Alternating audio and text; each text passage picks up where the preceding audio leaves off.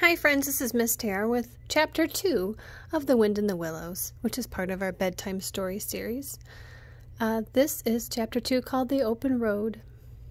"Ratty," said the mole suddenly, one bright summer morning, "if you please, I want to ask you a favor." The rat was sitting on the river bank singing a little song. He had just composed it himself, and he was very taken up with it, and would not pay proper attention to Mole or anything else.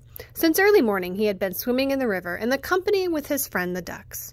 And when the ducks stood on their heads suddenly, as ducks will, he would dive down and tickle their necks, just under where chins would be, if ducks had chins, till they were forced to come up to the surface again in a hurry, spluttering, angry, and shaking their feathers at him, for it was impossible to stay quite all you feel with your head under water.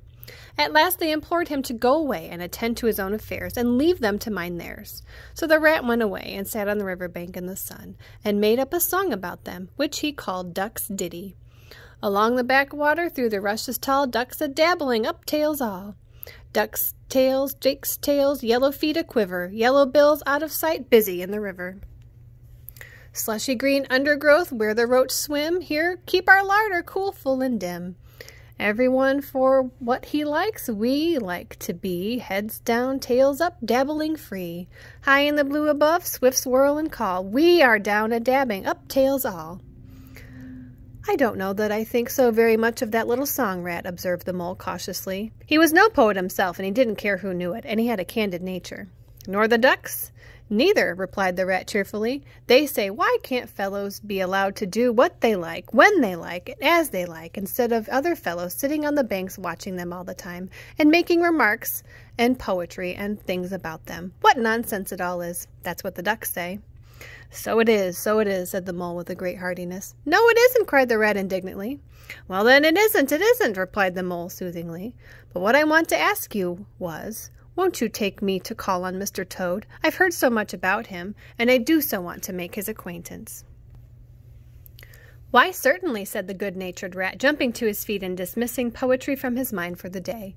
"Get the boat out and we'll paddle up there at once. It's never the wrong time to call on Toad. Early or late, he's always the same fellow. Always good-tempered, always glad to see you, and always sorry to see you when you go." "He must be a very nice animal," observed Mole, as he got into the boat and took the sculls, while the rat settled himself comfortably in the stern. "He is indeed the best of animals," said the rat. "So simple and good-natured, and so affectionate. Perhaps he's not very clever. We can't all be geniuses. But it may be that he is both boastful and conceited. But he's got some good qualities, too, has Toady." Rounding the bend in the river, they came to the sight of a handsome, dignified old house of mellow red brick, with well-kept lawns reaching down to the water's edge.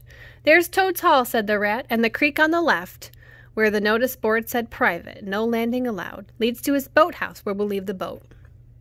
The stables are over there to the right.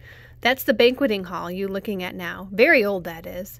Toad is rather rich, you know. This is really one of the nicest houses in these parts, though we'd never admit as much to Toad." They glided up the creek, and the mole slipped his sculls as they passed into the shadow of a large boathouse.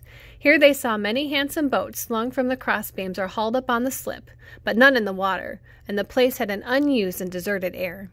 The rat looked around him. "I understand," said he. "Boating is played out. He's tired of it and done with it. I wonder what new fad he's taken up now. Come along, let's look it up. We shall hear all about it quite soon enough."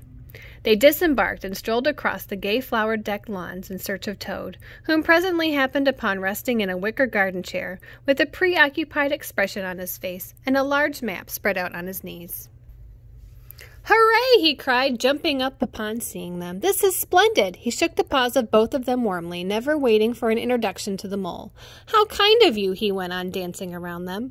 "I was just going to send a boat down the river for you, Ratty, with strict orders that you were to be fetched up here at once, whatever you were doing. I want you badly, both of you. Now, what will you take? Come inside and have something. You don't know how lucky it is you're turning up just now." "Let's just sit quiet a bit, Toady," said the rat, throwing himself into an easy chair, while the mole took another by the side of him, and made some civil remark about the toad's delightful residence. "Finest house on the whole river," cried Toad boisterously. "Or anywhere else for that matter," he couldn't help but adding. Here the rat nudged the mole, and unfortunately Toad saw him do it, and turned very red.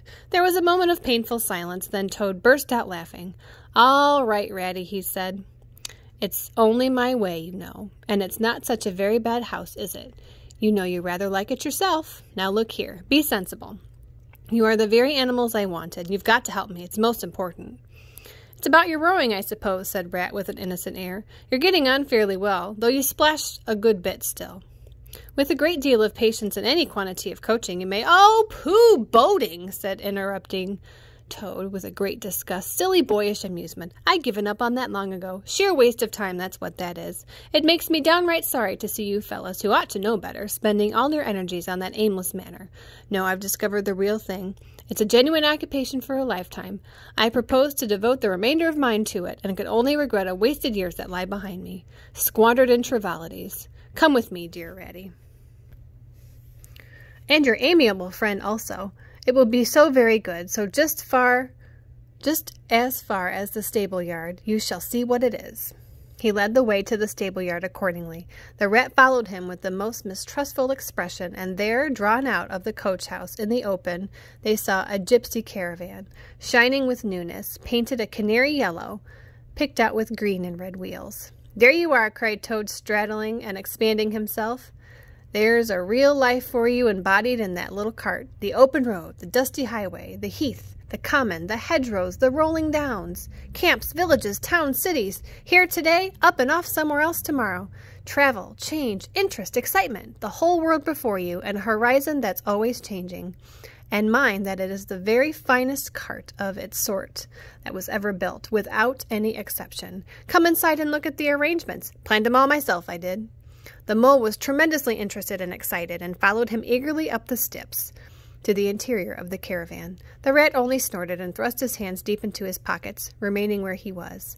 It was indeed a very compact and comfortable little sleeping bunks, a little table that folded up against the wall, a cooking stove, lockers, bookshelves, a bird cage with a bird in it, pots and pans, jugs and kettles of every size and variety.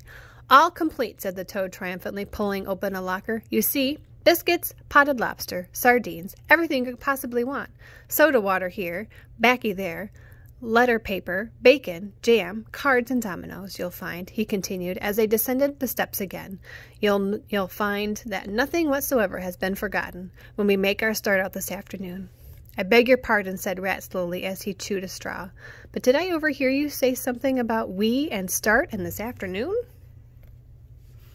Now, you dear good old Ratty, said Toad imploringly, don't begin talking like that stiff and sniffy sort of way, because you know you've got to come. I can't possibly manage without you, so please consider it settled and don't argue. It's the one thing I can't stand. You surely don't mean to stick out your dull, fussy old river all your life and just live in a hole in the bank and boat. I want to show you the world. I'm going to make an animal of you, my boy. I don't care, said the Rat doggedly. I'm not coming, and that's flat.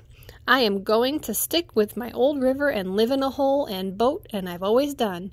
And what's more, Mole's going to stick with me and do as I do. Aren't you, Mole? Of course I am, said the Mole loyally.